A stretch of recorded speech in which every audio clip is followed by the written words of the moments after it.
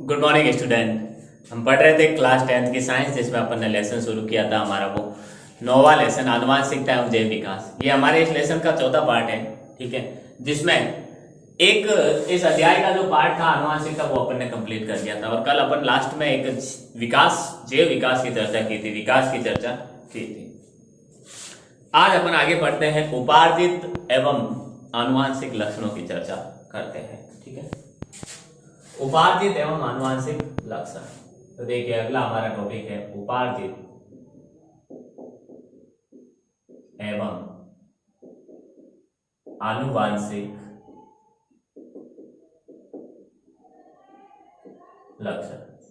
यानी उपार्जित लक्षण और आनुवांशिक लक्षण क्या होते हैं, ठीक है।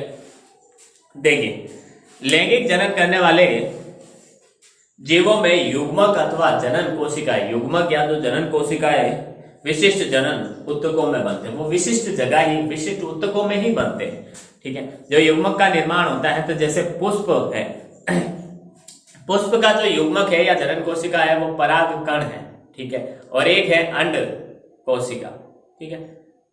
तो जो पराग कण होते हैं वो पुंकेसर के पराग कोश के अंदर ही बनते हैं। ऐसा नहीं है कि पौधे के किसी और भाग में बन जाएंगे, नहीं, क्योंकि पुंकेसर के जो पराग कोश के जो जनन विशिष्ट उत्तक होते हैं वो पराग कणों का निर्माण करते हैं। इसी तरह जो अंडाणु होते हैं, जो अंड कोशिका बनती है वहां की पुष्प की, वो भी कहाँ बनती है, वो अंडाशय के अंदर, बीजांड के अंदर ही बनती है, ठीक है। नेक्स्ट देखिए, जैसे मनुष्य की भी अपन बात कर ले तो जो शुक्राणु होता है, हमारे पुरुष में जो शुक्राणु का निर्माण होता है, नर में जो शुक्राणु का निर्माण होता है, वो पूरी बॉडी में हर जगह नहीं बनता, वो सिर्फ वृषण के अंदर बनता है, वृषण के अंदर, टेस्टिस के अंदर बनता है, ठीक है। इसी तरह जो अंडाणु होता है वो महिला के, मादा के किसी पूरे शरीर में नहीं बनता है। वो कहाँ बनता है, वो सिर्फ और सिर्फ कहाँ बनता है, वो सिर्फ और सिर्फ अंडाशय में ही बनता है, ठीक है।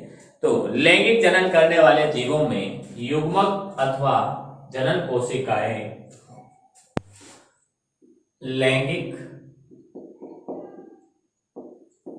जनन करने वाले जीवों में युग्मक अथवा जो जनन कोशिकाएं होती है, जनन कोशिकाएं कहाँ बनती हैं, विशिष्ट जनन उत्तकों से बनती है। विशिष्ट जनन उत्तकों, कोशिकाएं विशिष्ट जनन उत्तकों में बनते हैं। जो युग्मक होते हैं वो विशिष्ट जनन उत्तकों में ही बनते हैं, ठीक है। आगे देखिए, जो कायिक उत्तकों में होने वाले जो परिवर्तन होते हैं वो लैंगिक कोशिकाओं के डीएनए से नहीं जा सकते। जो कायिक उत्तकों में परिवर्तन से जो लक्षण परिवर्तन होते हैं, ठीक है, कायिक उत्तकों में होने वाले जो कायिक उत्तकों में होने वाले जो परिवर्तन होते हैं वो लैंगिक कोशिकाओं के डीएनए में नहीं जा सकते। यानी कायिक कोशिकाओं में, जैसे मनुष्य में 22 गुणसूत्र जोड़े होते हैं जो कायिक परिवर्तन लाते हैं, कायिक क्रियाएं करते हैं, तो वो कभी भी 23वां जो जोड़ा है, ठीक है, उसमें नहीं जा सकते। वो लैंगिक कोशिकाओं के डीएनए में जा ही नहीं सकते, ठीक है, जा नहीं सकते। तो कायिक उत्तकों में होने वाले परिवर्तन लैंगिक कोशिकाओं के डीएनए में नहीं जा सकते। कायिक उत्तकों में होने वाले परिवर्तन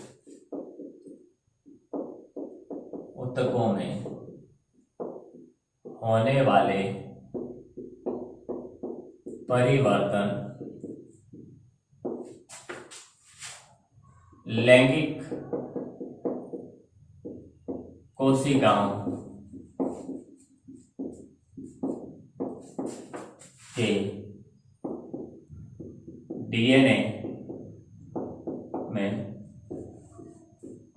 नहीं जा सकते। लैंगिक कोशिकाओं के डीएनए में नहीं जा सकते हैं, ठीक है। लैंगिक कोशिकाओं के डीएनए में वो नहीं जा सकते। आगे देखिए,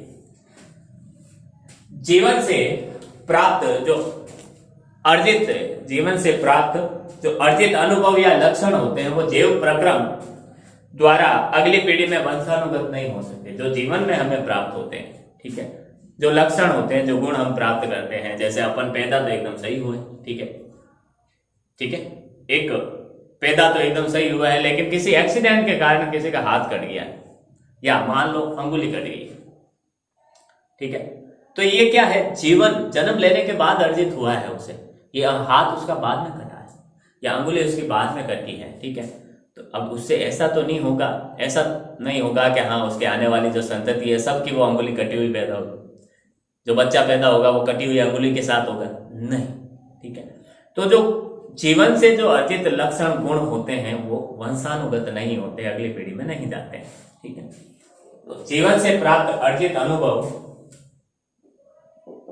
जीवन काल में प्राप्त अर्जित अनुभव या लक्षण, जीवन में प्राप्त अर्जित अनुभव या लक्षण जो होते हैं जैव प्रक्रम द्वारा अगली पीढ़ी में लक्षण, जैव प्रक्रम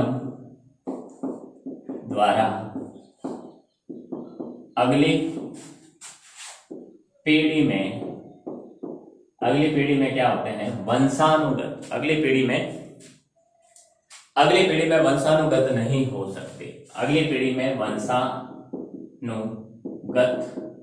यानी अगली पीढ़ी में गमन नहीं कर सकते, वंशानुगत नहीं हो सकते, आगे वाली पीढ़ी में तो वो गुण जा ही नहीं सकते, ठीक है, जैसे एग्जाम्पल अंगुली का दिया, हाथ का दिया, ठीक है, वैसे ही तो वे लक्षण जो क्या करते हैं, मानव में जन्म के समय से ही उपस्थित होते हैं, वे गुण जो मानव में जन्म के समय से उपस्थित होते हैं तथा उनकी अगली पीढ़ी में वंशानुगत होते हैं, तथा उनके क्या अगली पीढ़ी में, अगली संतति में भी क्या होते हैं, वंशानुगत होते हैं, उन्हें आनुवांशिक लक्षण कहते हैं। तो देखिए, वे लक्षण या गुण जो जन्म के समय जो मानव में या जीव कर लेते हैं अपन, जो जीवों में जन्म के समय से ही उपस्थित होते हैं तथा उनकी अगली पीढ़ी या संतति, अगली पीढ़ी या संतति में, अगली पीढ़ी या संतति में क्या करते हैं, अगली पीढ़ी या संतति में वंशानुगत होते हैं, उन्हें क्या कहते हैं, उन्हें आनुवांशिक लक्षण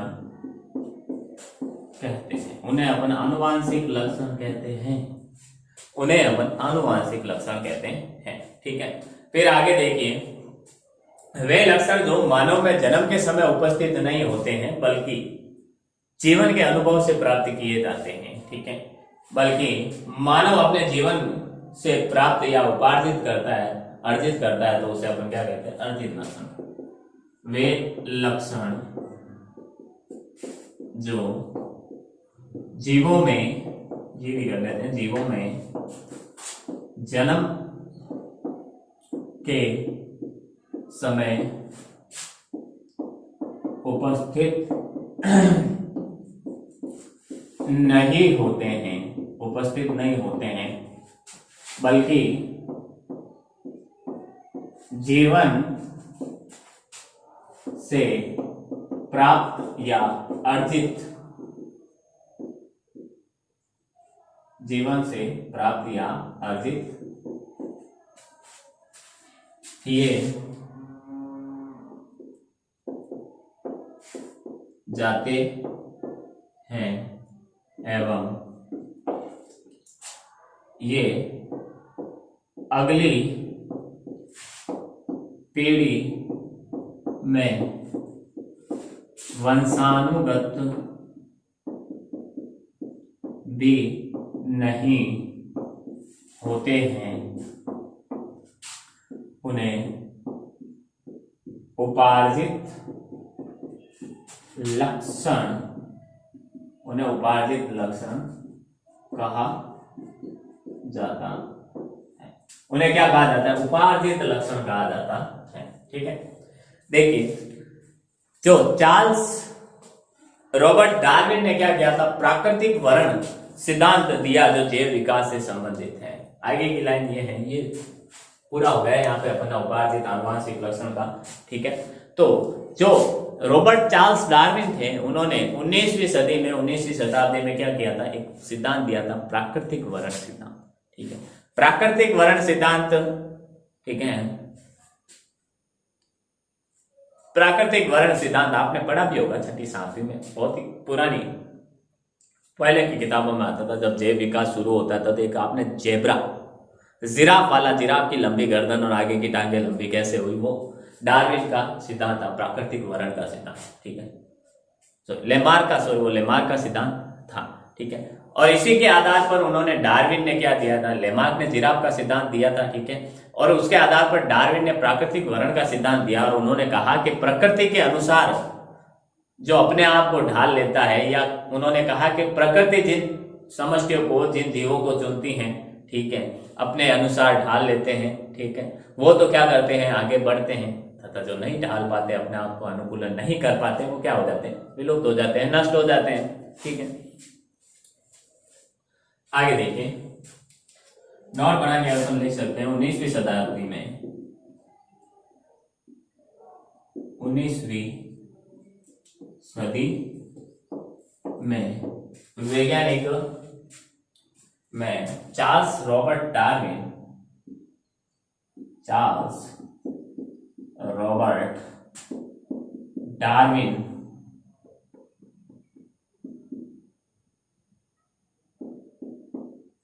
ने क्या किया? चार्ल्स रॉबर्ट डार्विन ने प्राकृतिक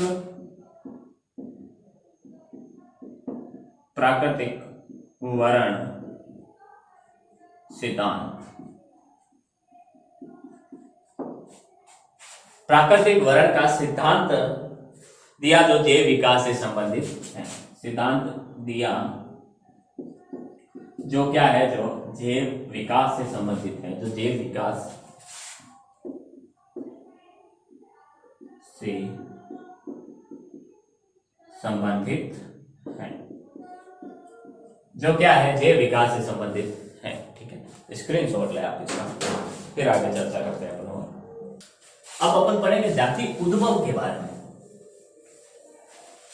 ठीक है, इस जाति उद्भव का अगर अपन याद करेंगे तो आपने पढ़ा होगा 10th, पुराने वाली 10th क्लास में भी है ये, और शायद इस बार की नई जो बुकें आ रही हैं उनमें ये 8वीं में था। ठीक है, तो 8वीं तो जब आपने पढ़ी तब ये था, उसके बाद आने के बाद था, तो अपन यहाँ पढ़ लेते हैं। ठीक है, इस नई वाली किताब में जाति उद्भव को इतने अच्छे तरीके से नहीं बताया गया है। पुरानी वाली किताब अगर अपन जाके देखेंगे आपको और उसको पढ़ेंगे तो बहुत ही सिंपल तरीके से समझाया गया है। ठीक है, और उसी सिंपल तरीके से मैं आपको बताऊंगा, तो आप इधर ध्यान दें अच्छे से। ठीक है, देखिए जाति उद्भव, जाति का उद्भव, विकास, नई जाति का विकास उद्भव कह सकता, तो जाति उद्भव, जाति उद्भव।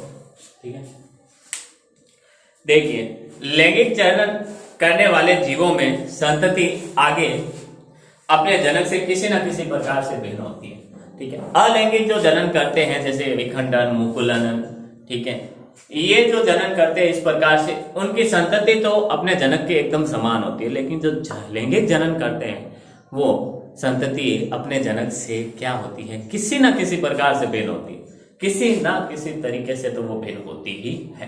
ठीक है, थोड़ा बहुत भी अंतर हो, भले एक भी गुण का अंतर हो, पर अंतर जरूर होता है, एकदम समान नहीं होता, 100% एकदम टू कॉपी नहीं होते वो, ठीक है। तो लैंगिक जनन करने वाले जीवों में संतति अपने जनक से लैंगिक जनन करने वाली संतति अपने जनक से किसी ना किसी प्रकार से क्या होती है, भिन्न होती है, से किसी ना किसी प्रकार से, किसी न किसी प्रकार से भिन्न यानी अलग होती हैं, किसी ना किसी प्रकार से क्या होती हैं, भिन्न होती हैं, अलग होती हैं, भिन्न होती हैं, अलग होती हैं, किसी ना किसी कोई ना कोई तो अंतर होगा ही होगा माता और पिता और उनकी संतान में, ठीक है। आगे देखिए, ये जो भिन्नता होती है वो पीढ़ी दर पीढ़ी क्या होती है, बढ़ती जाती है। भिन्नता धीरे धीरे पीढ़ी दर पीढ़ी बढ़ती जाती है, थोड़ा सा, ठीक है। ये भिन्नता पीढ़ी दर पीढ़ी बढ़ती जाती है, यह विभिन्नता पीढ़ी दर पीढ़ी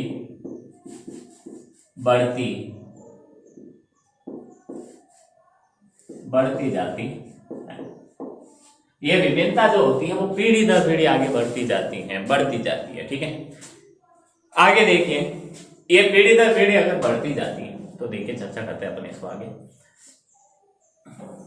देखो थोड़ा सा इसको समझ लेते हैं, अपन समझते हैं। देखिए ये जनक है, ये तो है नर, ये है मादा, ठीक है। ये यहां से इन्होंने आपस में मैथुन किया या संकरण द्वारा आपस में क्या किया, ये प्राप्त किया। ये सब तरीके से समान हो सकता है, लेकिन थोड़ा बहुत एक अंतर भी, थोड़ा अंतर होगा उसको, ये थोड़े रूप से इन दोनों से अलग होगा, ठीक है।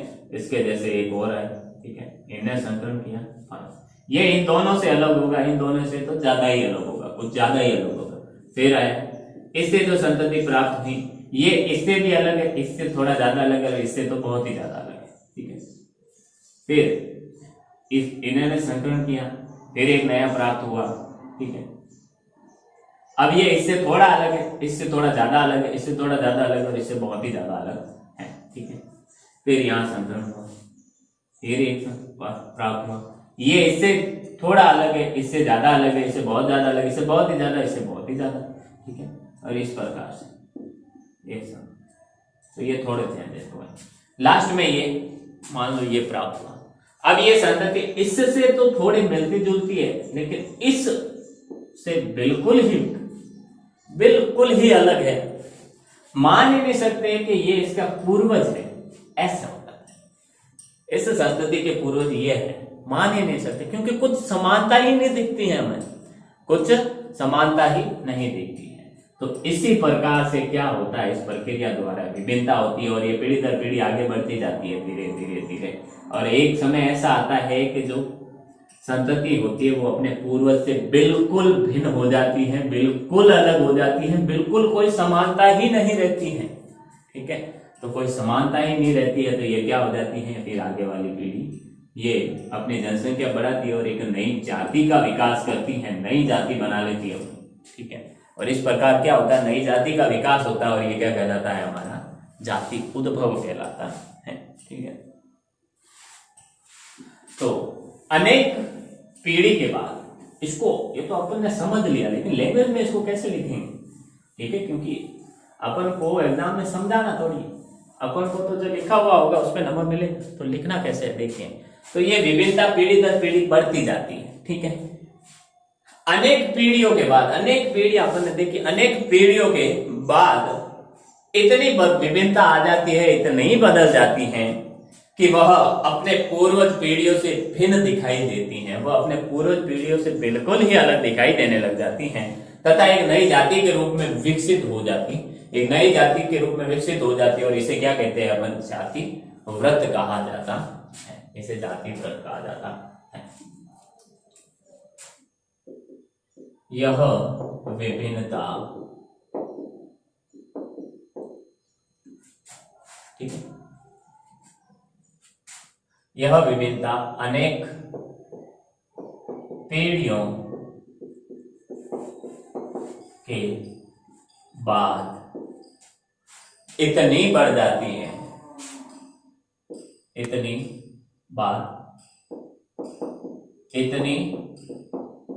बढ़ जाती हैं कि यह विभिन्नता अनेक पीढ़ियों के बाद इतनी बढ़ जाती है कि इतनी बढ़ जाती है कि संतति अपने पूर्वजों से बिल्कुल असमान या अलग दिखाई देने लगती है, अलग दिखाई देती है तथा एक नई संतति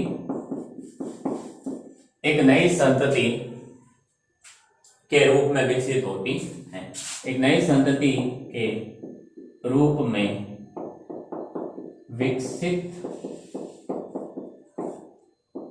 होती, एक नई संतति के रूप में विकसित होती है। इसे जाति व्रत कहा जाता है। इसे क्या कहा जाता है? जाति व्रत कहा जाता है या जाति उद्भव कहा जाता है, ठीक है। इसे जाति व्रत या जाति उद्भव कहा जाता है। अब ये जाति उद्भव या जाति व्रत के कई कारण हो सकते हैं। जाति व्रत या जाति उद्भव के कई कारण हो सकते हैं। तो अपन जाति व्रत या जाति उद्भव कर लेते हैं। जाति उद्भव कहा, इस जाति व्रत या जाति उद्भव के कई कारण हो सकते हैं। इस जाति व्रत या जाति उद्भव के कई कारण हो सकते हैं। जैसे देखिए कुछ कारण देखिए, जैसे गुणसूत्रों की संख्या में परिवर्तन होता, लगातार गुणसूत्रों की संख्या में परिवर्तन होता है, ठीक है, जिससे एक समय ऐसा आता है कि सारे गुणसूत्रों की संख्या में परिवर्तन हो जाता है, ठीक है, और इतना परिवर्तन हो जाता है कि वो पूर्वजों से भिन्न दिखाई देती है। फिर वातावरणीय जो परिस्थितियां होती है, वातावरण की परिस्थितियां बदलती हैं, ठीक है, तो क्या करते हैं, जो नई पीढ़ी अपने आप को उनके अनुसार ढालती है, लेकिन पूर्वज नहीं ढाल पाती हैं, ठीक है, तो वो अपने पूर्वज से एक समय ऐसा आता है कि वातावरण की परिस्थितियां इतनी बदल जाती है कि उनमें जो अनुकूलन करने वाले जो जीव होते हैं वो बिल्कुल इस प्रकार से खुद को अनुकूलित कर लेते हैं, इतनी अपने अंदर चेंजेस लेके आ जाते हैं, विभिन्नता लेके आ जाते हैं कि वो पूर्वज से बिल्कुल मेल ही नहीं खाते, ठीक है। और अनुकूलन, ठीक, जाति व्रत या जाति उद्भव के कई कारण हो सकते हैं। जाति व्रत या जाति उद्भव के या जाति उद्भव के कई कारण हो सकते हैं, कई कारण हो सकते हैं, जैसे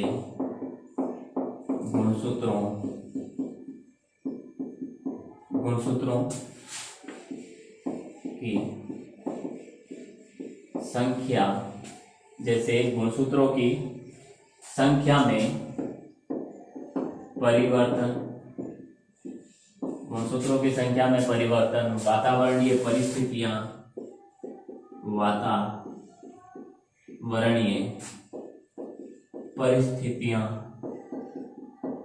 वातावरणीय परिस्थितियां,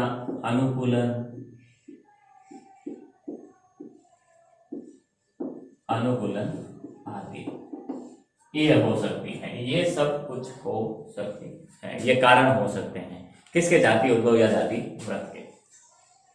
फिर देखिए विकास एवं वर्गीकरण की अगर अपन चर्चा करें, विकास और विकास के साथ वर्गीकरण कैसे होता है, ठीक है, उसकी अगर अपन चर्चा करें तो देखिए स्क्रीनशॉट ले आप एक बार इसका पहले, फिर नए ब्लैक बोर्ड से नए अपन शुरू करते हैं। देखिए विकास एवं वर्गीकरण अपन देखते हैं। विकास एवं वर्गीकरण की चर्चा करते हैं अपन। देखिए क्या होता है। विकास एवं वर्गीकरण की चर्चा करें तो देखिए, विभिन्न जीवों के मध्य समानताएं हमें जीवों को एक समूह में रखे और फिर उनके अध्ययन के अनुसार अवसर प्रदान करती है। जो विभिन्न जीवों के मध्य जो समानताएं होती हैं, बीच में जो समानताएं हमें दिखती हैं, वो उनको हमें एक समूह में रखने और उनका अध्ययन करने के अवसर प्रदान करती हैं। अध्ययन सरलता से अध्ययन कर सकते हैं। अगर समान प्रकार के जीव होते तो क्या करते हैं अपन, ठीक है। जैसे चम्मच है हमारे घर में, रसोई में भी चले जाते हैं, चम्मच है, ठीक है। तो वो सारे चम्मच एक जगह रखते हैं। फिर बड़े वाले चम्मच है उनको एक जगह रखते हैं। फिर थालियां हैं उनको एक, प्लेट है एक जगह, ठीक है। हर चीज यानी जो समान प्रकार की दिखाई देती है, जो समान होते हैं, उनको अपन एक समूह में रखते हैं कि नहीं रखते हैं, ठीक है। वैसे ही जीवों में होता है। जो विभिन्न जीवों के मध्य जो समानताएं है, हमें उन जीवों को क्या करती है, एक समूह में रखने और फिर उनके अध्ययन का अवसर प्रदान करती है, ठीक है। तो विभिन्न जीवों के मध्य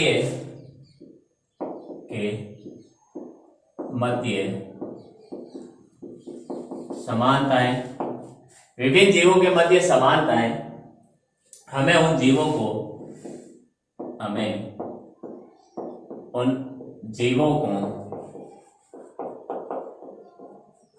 समूह में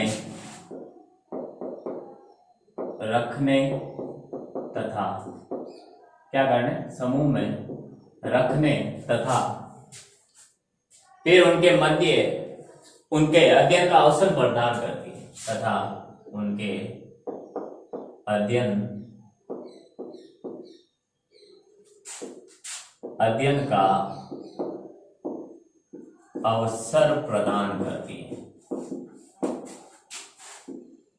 ये हमें क्या करती है, उनके अध्ययन का अवसर प्रदान करती है, ठीक है। आराम से आप अध्ययन कर सको, इसलिए विभिन्नताएं और विकास और जो वर्गीकरण हम पढ़ रहे हैं, ठीक है। जो बाह्य आकृति अथवा व्यवहार तथा विशेष स्वरूप या विशेष इकाई अभिलक्षण कहलाते हैं। बाह्य आकृति या आकार अथवा जो विशेष स्वरूप या इकाई प्रकार, ये जो कार्य होते हैं वो इसमें क्या कहलाते हैं, लक्षण कहलाते हैं। जैसे देखिए, बाह्य आकृति या आकार तथा विशेष स्वरूप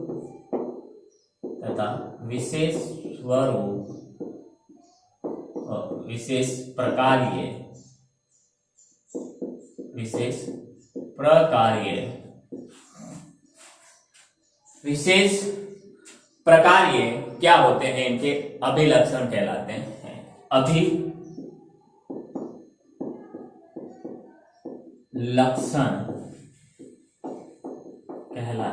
अभिलक्षण कहलाते हैं। वो सभी क्या कहलाते हैं, अभिलक्षण कहलाते हैं, गुण कहलाते हैं उनके, ठीक है। जैसे कुत्ते का विशेष लक्षण भौंकना है, और कोई तो भौंकता नहीं है, तो वो उनका विशेष लक्षण है। तो जो जो भौंकते हैं उनको अपन कुत्ते के समूह में रखते हैं, ठीक है। वही चीज है, ठीक है। फिर देखिए, कुछ आधारभूत अभिलक्षण जो होते हैं, ठीक है, वो अधिकतर जीवों में समान होते हैं। कुछ आधारभूत जो लक्षण होते हैं वो सब में समान होते हैं, ठीक है। सभी जानवर खाते हैं खाना, ठीक है। सभी जानवरों में उत्सर्जन होती है, ठीक है। सभी जीवों में क्या होता है, पाचन होता है, ठीक है। सभी जीव जंतु पदार्थ क्या करते हैं, श्वसन करते हैं। तो ये समानता है। ये कुछ आधारभूत लक्षण होते हैं वो अधिकतर जीवों में क्या होते हैं, समान होते हैं। कुछ आधारभूत लक्षण सभी जीवों में क्या होते हैं, समान होते हैं। कुछ आधारभूत लक्षण सभी जीवों में समान होते हैं और कुछ अभिलक्षण किसी विशिष्ट प्रजाति में ही पाए जाते हैं, जो इन्हें क्या करते हैं, जो इन्हें अन्य जीवों से अलग करती है। कुछ लक्षण जो होते हैं वो विशिष्ट प्रजातियों में ही पाए जाते हैं। जैसे भौंकने का सिर्फ कुत्तों में ही पाया जाता है, ठीक है, कुत्तों में ही पाया जाता है, ठीक। वही जो उनको क्या करते हैं, अलग करते हैं अन्य जीवों से। ये लक्षण समान क्षेत्रों का उनका संबंध भी ये लक्षण क्या होते हैं? वर्गीकरण का आधार होते हैं। ठीक है, कुछ अभिलक्षण किसी विशिष्ट प्रजाति में ही पाए जाते हैं। कुछ अभिलक्षण किसी विशिष्ट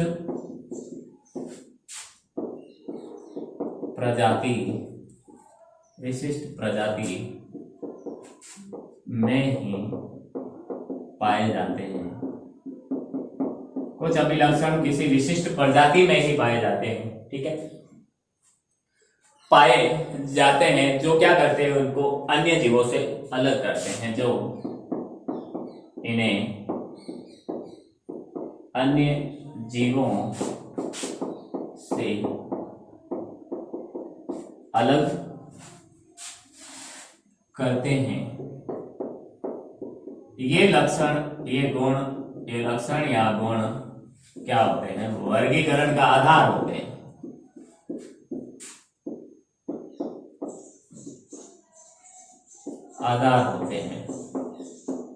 ठीक है, जो आधारभूत लक्षण समान होते हैं, अगर उनके आधार पर अपन करने लगे वर्गीकरण तो कर ही नहीं पाएंगे। जैसे अपन बोले कि कुत्ता 4 पैरों पर चलता है, तो जो भी जीव 4 पैरों पर चलते हैं वो सब कुत्ते हैं। तो गाय भैंस ये कुत्ते तो नहीं हो सकते ना, वही चीज। ठीक है, दो स्पीसीज में मिलने वाले अधिक अभिलक्षण समान होने पर उनका संबंध भी उतना ही निकट होता है। दो अगर स्पीसीज हैं, दो जातियां हैं, गाय भैंस, ठीक है, इनमें जितने समान लक्षण होते हैं उससे ही उनको क्या है? निकट का संबंध माना जाता है। ठीक है, तो इस दो स्पीसीज में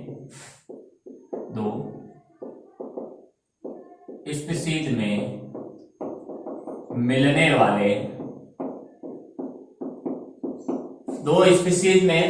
वाले अधिक अभिलक्षण समान होते हैं। मिलने वाले अधिक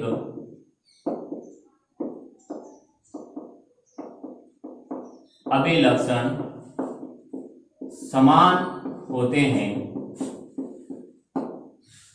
अधिक अभिलक्षण क्या होते हैं? समान होते हैं। तो उनका संबंध भी क्या होता है? उतना ही अधिक निकट होता है। तो उनका आपस में संबंध भी उतना ही निकट का होता है। उनका आपस का संबंध भी उतना ही निकट का होता है। ठीक है, तथा उद्भव भी निकट जाति के समान पूर्वजों से हुआ होगा। और उनका उद्भव भी, उन दोनों प्रजातियों का जो उद्भव भी है, उनका विकास भी कोई दो निकट जाति की प्रजातियों से, पूर्वजों से हुआ होगा। तथा इनका उद्भव भी दो निकट जाति के पूर्वजों से ही हुआ होगा।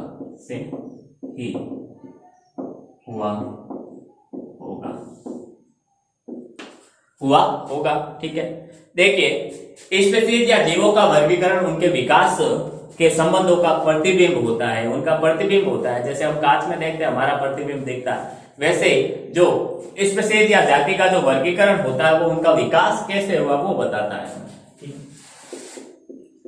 स्पीशीज या जीवों का वर्गीकरण क्या होता है? उनके विकास का प्रतिबिंब होता है। विकास का प्रतिबिंब होता है। प्रतिबिंब होता है। ठीक है, फिर अतीत के पूर्वजों का आपस में संबंध पता लगाकर तथा अतीत की कड़ियों को निर्माण करते हुए, अतीत के उनके पूर्वज कौन थे, ठीक है, और उनकी कड़ियों का वो कैसे आपस में एक दूसरे से जुड़े हुए हैं, क्या क्या समानता है, उन कड़ियों का पता लगाकर इस विकास की प्रारंभिक स्थिति तक अपन पहुंच सकते हैं, जहां मात्र एक स्पीशीज थी। यानी जहां एक स्पीशीज थी, यानी दो हमें समान दिख रहे हैं, ये भी समान है और ये भी समान है। तो इसके पूर्वज कौन थे? क्या इसके पूर्वज ये थे? इन पूर्वजों में क्या समानता है? इनके पूर्वज कौन थे? इनके पूर्वज कौन थे? तो लास्ट में अपन क्या कर सकते हैं? इनकी कड़ियों को आपस में जोड़कर क्या कर सकते हैं, एक इनके विकास के प्रारंभिक स्थिति में पहुंच सकते हैं जहां पर ये दोनों ही क्या एक स्पीसीज से उत्पन्न हुए हैं। अतीत के पूर्वजों का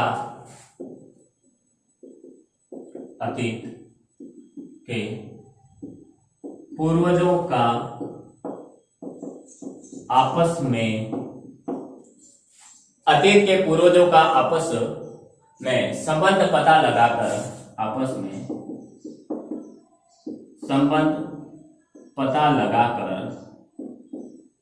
आपस में क्या करते हैं, संबंध पता लगाकर तथा अतीत की कड़ियों को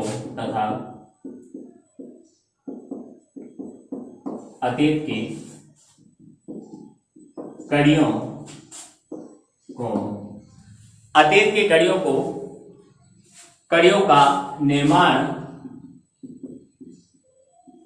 करके अतीत की कड़ियों का क्या करके आपस में निर्माण करके या करते हुए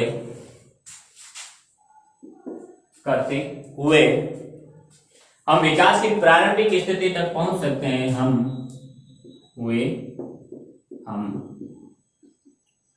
विकास की प्रारंभिक स्थिति पर पहुंच सकते हैं जहां मात्र एक स्पीसीज